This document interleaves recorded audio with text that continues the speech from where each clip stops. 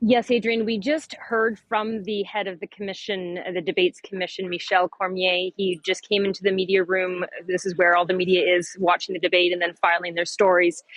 He just stood at the mic at the front of the room. Everyone ran over to hear the official confirmation of what we had already been told for planning purposes, which is that the scrums with the leaders are canceled. The reason that they gave officially at the microphone was that they didn't feel that they could provide or guarantee a proper environment for the scrums.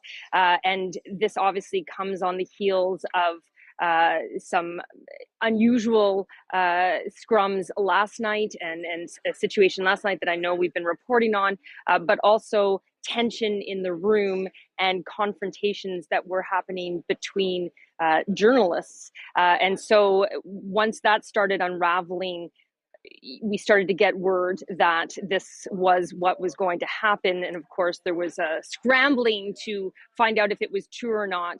We did get confirmation, but now we actually got official confirmation from the head of the commission that the scrums are canceled.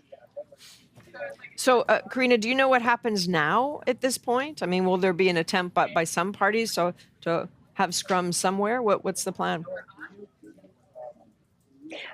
That has not been confirmed, but obviously we've reached out to all the parties and are hearing word that some are interested in still doing some kind of scrum that in a different location, perhaps not all together individually. And certainly if that goes ahead, they would different journalists would dispatch to those scrums, but we don't have confirmation of that.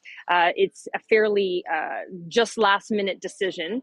I should tell you, Adrian, that when we were trying to confirm the rumors, we were obviously reaching out to parties. Some of the parties seemed to have heard the rumors and some hadn't. So in some ways, we were telling them what was going on.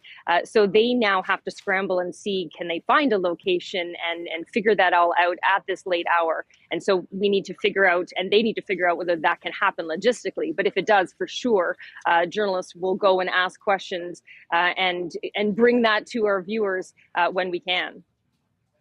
So, Karina, just one last thought, just because people at home may be wondering, why are people still there then? I presume people are just filing their stories and hoping somebody else is going to go to a microphone. I don't know how much hope there is, to be honest. I think people feel like they're pretty certain that that's not going to happen. Although there was an altercation between journalists at the microphone earlier, there certainly was one earlier at one of these media tables.